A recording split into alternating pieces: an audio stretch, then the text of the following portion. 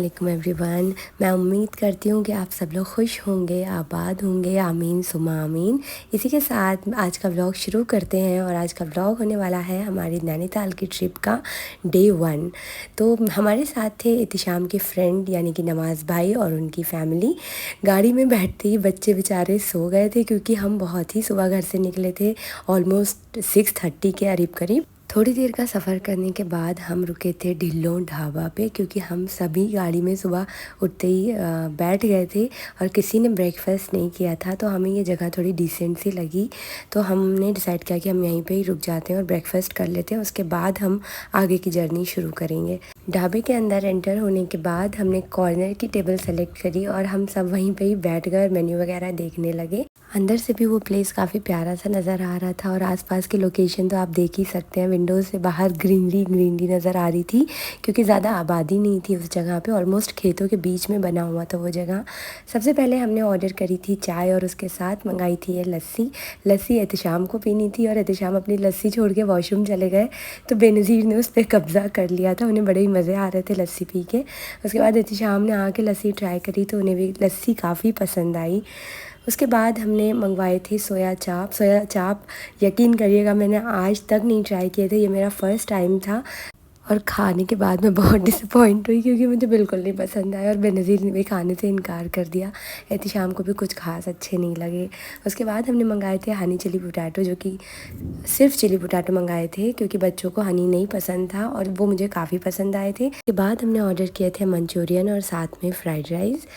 इसका टेस्ट मैं कहूँगी एवरेज ही था, not so good not so bad, तो इसे मैं दूंगी 6/10। बस खा लिया था जैसे तैसे।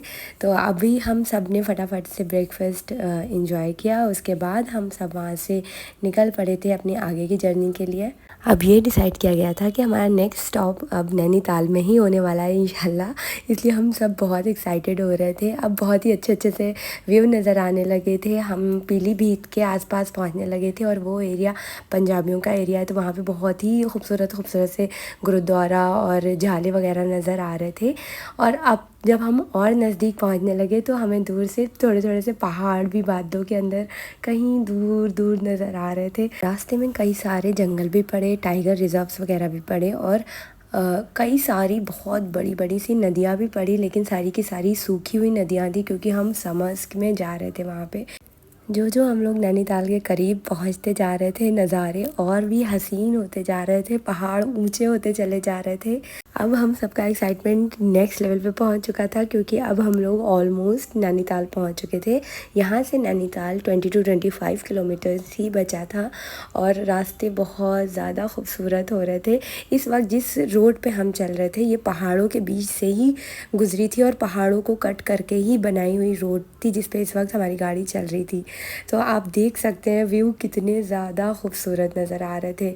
अब जब हम नैनीताल एंटर कर ही चुके थे तो हमने डिसाइड कर लिया था कि क्यों ना फ्रेश हो जाया जाए, थोड़ी बहुत चाय वगैरह पी ली जाए। तो उसके लिए हम इस जगह पे रुके थे। व्यू तो मैंने आपको दिखाई दिया कितना खूबसूरत था। यहाँ पे पहुँच के हमने ऑर्डर करी थी चाय, जो कि आते ही बेनज़ीर ने टेबल इतनी कस के हिलाई कि आधी चाय टेबल के ऊपर ही गिर गई।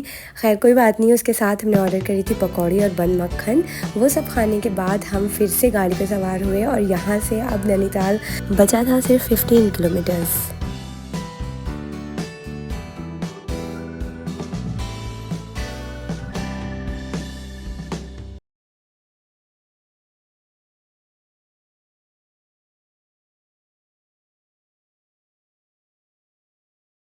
ऑलमोस्ट 45 मिनट्स और ट्रैवल करने के बाद अब हम फाइनली पहुंच चुके थे माल रोड पे, जहाँ से एग्जैक्ट सामने एकदम साफ साफ झील नज़र आ रही थी और बहुत ही खूबसूरत व्यू था क्योंकि सनसेट हमारे सामने हो रहा था और खूब रश था अच्छे से क्योंकि हम वीकेंड पे पहुंचे थे नैनीताल। वहाँ पहुंच के सबसे पहले हमने कार पार्क करी और मैं दिखा देती हूँ क्या नज़ारा था वहाँ का। वहीं से ही मैं बहुत ज़्यादा एक्साइटेड हो रही थी कि अल्लाह का शुक्र है अब हम पहुँच चुके थे। ये जगह जहाँ पे मैं खड़ी थी ये हमारा होटल था, जो कि हमें 2-3 घंटे स्पेंड करने के बाद ढूंढने के बाद ये मिल पाया था क्योंकि ऑलमोस्ट हर ही एक होटल बुक चल रहा था क्योंकि ये पीक टाइम था नैनीताल पहुँचने का। लेकिन अल्लाह के शुक्र से अल्हम्दुलिल्लाह लोकेशन हमारे होटल की इतनी खूबसूरत थी कि मैं बता नहीं सकती। रात का वक्त था जब हम पहुँचे हैं, वरना मैं आपको दिखाती कि यहाँ से क्या व्यू नज़र आता है। जस्ट सामने लेक नज़र आ रहा था हमारे होटल से। मैं तो बहुत ही ज़्यादा खुश हो गई थी ये होटल पाके। अब मैं आपको दिखा देती हूँ अपना रूम, जो कि टेरेस पे ही था। रूम में थे ये 2 सोफ़े, साथ में दी हुई थी एक टेबल और बेड जिस पे बेनज़ीर ने कब्ज़ा कर रखा था, और ये अलमीरा थी और साथ में था ये ड्रेसिंग टेबल।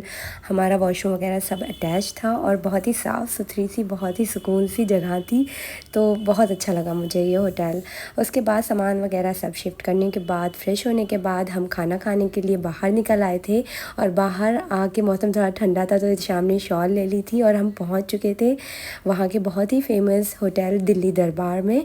वहाँ पे पहुँच के हमने ऑर्डर किया था चिकन मसाला और उसके साथ मंगवाया था चिकन चंगेज़ी। और अल्हम्दुलिल्लाह अल्लाह का शुक्र है दोनों का टेस्ट बहुत ही अच्छा था, जो कि मुझे बिल्कुल भी एक्सपेक्टेड नहीं था। क्योंकि इससे पहले जब हम शिमला गए थे तो हमें एक भी दिन अच्छा खाना नसीब नहीं हुआ था, तो ये मेरे अंदर एक मिथ सा बैठ गया था कि पहाड़ों पे खाना अच्छा नहीं होता है। तो लेकिन अल्लाह का शुक्र है अल्हम्दुलिल्लाह दोनों ही चीज़ें बहुत अच्छी थी और हमने खाना काफ़ी अच्छे से खाया और इन्जॉय किया और एक बहुत अच्छा टाइम वहाँ पे स्पेंड किया। इसी के साथ मैं अपना व्लॉग यहीं एंड करती हूँ। मिलते हैं अपने नेक्स्ट व्लॉग में आगे की जर्नी के साथ।